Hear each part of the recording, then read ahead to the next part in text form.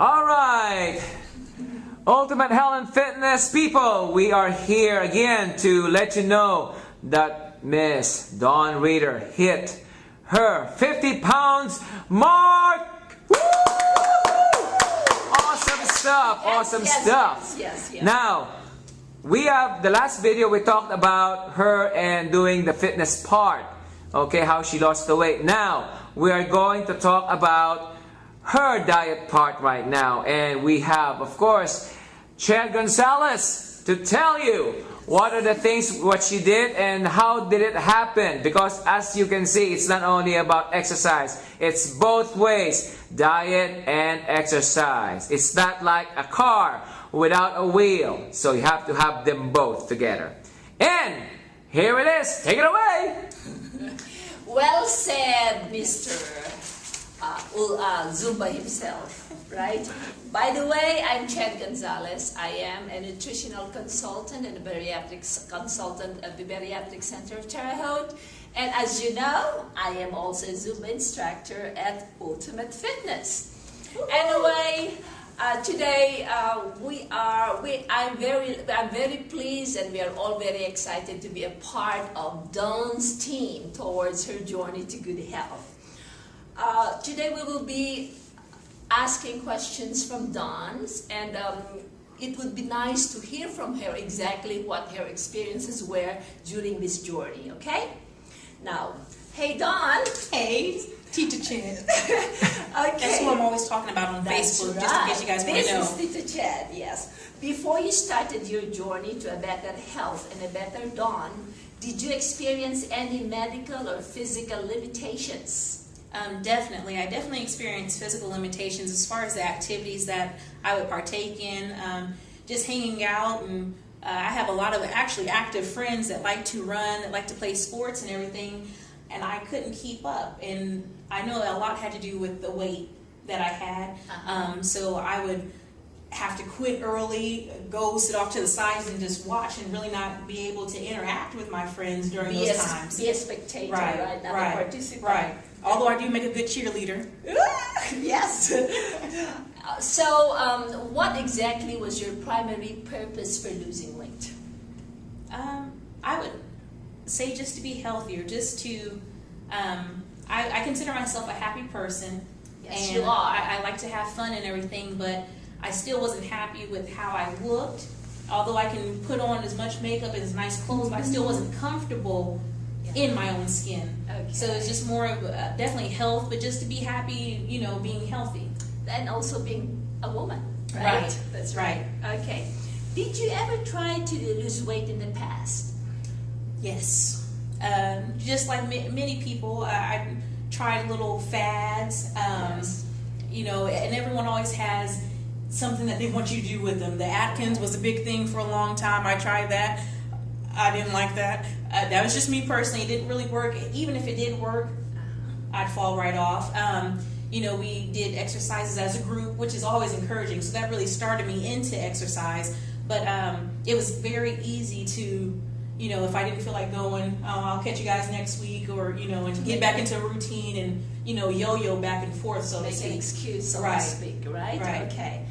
Now, what is the difference between your experience now as, you know, the first time you did your various fad diets? I would have to say knowledge. When you don't know a lot about what you're trying to get into, you're just not equipped to really go further than the first few steps. And so with fad diets, with not knowing all the things that I do know now, it's very easy to just, if I didn't see results, not knowing the reasons why and having knowledge for it, it's just like, oh, that didn't work, so I'll do something else, and then not having that knowledge. So I would think, especially now, just knowing a lot more and knowing what to look for in signs and signals, it equips you for a lot. I have to say this though, there is a merit for every diet. There is there, okay? A lot of times, you know, there are factors that contributes to its success or failure. So in other words, you know, every diet is helpful. But like what you've said, understanding the guidelines that makes the diet work is very, very important in the process. Okay, what is the impact of your weight loss on your strength and endurance? Losing the weight has made such a big change in my activity as far as exercising. When I first started to do an exercise, we were just talking about this last night, I couldn't stop to talk to you because I'm yeah, I hear you. And so now I feel like my recovery time, although, you know, the point of exercise is to exert your body and to work out, but my recovery time afterwards, I feel good. I don't feel weighed down or out of breath and things like that. So I do notice a big change in strength. I can do push-ups.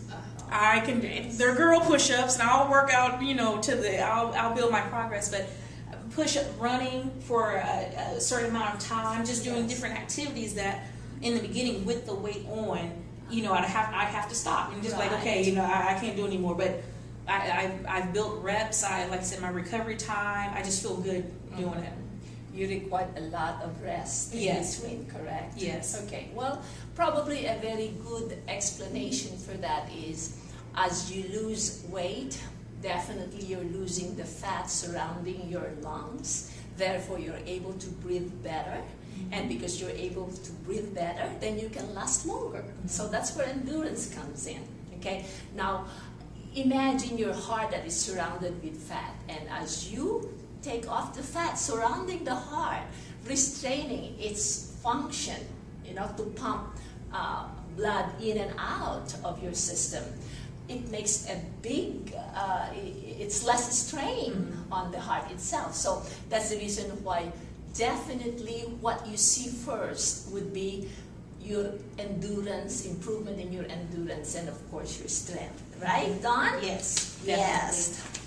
Okay. On the size of your clothes, as you notice, I have not dealt with weight, right? So, because that will come at the end of this interview, okay? So, as far as the size of your clothes are concerned, Dawn, can you share us?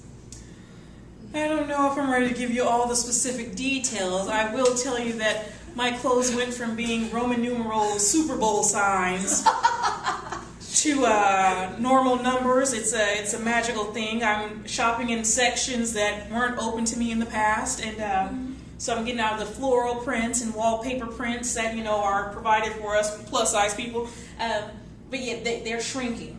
My clothes are shrinking as I shrink, and so that's just you know, that is so exciting. Yes. You know, because to see you, you know, go from this to this, and I'm sure, even to smaller size. So, good job. How about your relationship to people? Did your weight loss affect that too? It has. Like I said, I've always been a people person, so I feel like I've interacted with people, but I have noticed a lot more that people are like, you know, hey, you walk around a little bit, shoulders a little bit back, head a little bit up. And I always thought I walked around shoulders back and head a little bit up, but I guess I didn't have it as high as I do now. So, you know, just from the comments, I guess as far as people outside looking in, they can see a confidence. Although I thought I've always had it, but, you know, I hear more and more comments of just like, wow, you know, you seem more. Let's face it, we love admiration. Right. Correct? It's a great and feeling. Admiration gives us a lot of self-confidence, correct?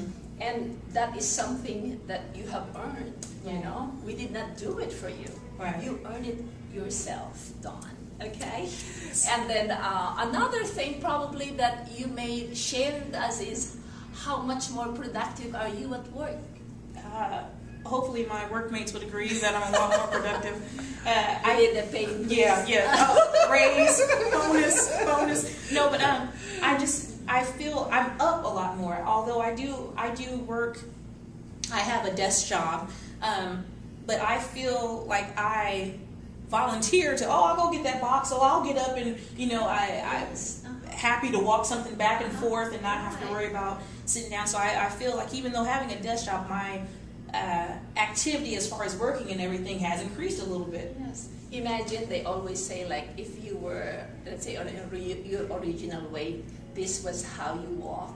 After losing so much weight, the Right. difference. I mean, so you are burning a lot more calories even just by walking around the office. That's true. correct? And I walk quicker at work, so that's always nice. I get my stuff done, so yeah, There you that's go. nice.